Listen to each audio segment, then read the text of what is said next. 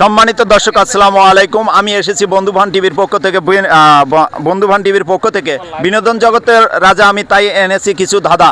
এই ধাঁধা নিয়ে এসেছি আমি ময়রান মাঠে। তো দেখা যাক এবার আমার এই ভাইয়েরা কি করে।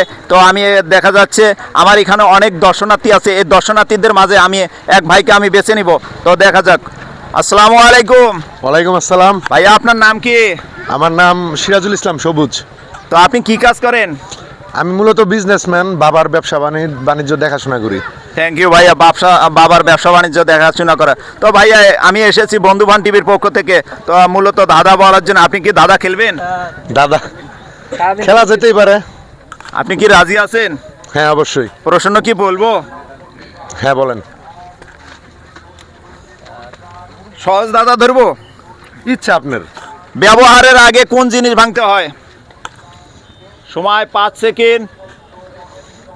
ব্যবহারের আগে কোন জিনিস ভাঙতে হয়? ব্যবহারের আগে প্রথমে শরম ভাঙতে হয়। একজনের প্রতি যদি আরেকজনের শরমটা প্রথমে না ভাঙে, তাহলে একজন আরেকজনের প্রতি কিভাবে আসল ব্যবহারটা করবে? আমরা কোনো প্রশ্নের অ্যান্সার, কোনো দাদার অ্যান্সার নেগেটিভ নিব না, সবগুলো পজিটিভ। পজিটিভভাবে দিতে হবে। প্যাকেট খুলতে হয়। ব্যবহারের আগে যে কোনো জিনিস খুলতে হবে। ব্যবহারের আগে কোন জিনিস ভাঙতে হয়? ব্যবহারের আগে 1 2 যে কোনো জিনিসই তো ব্যবহারের আগে আপনার প্রথমে খুলতে হয়, মানে যে কোনো জিনিসই ব্যবহারের আগে খুলতে হয়। 4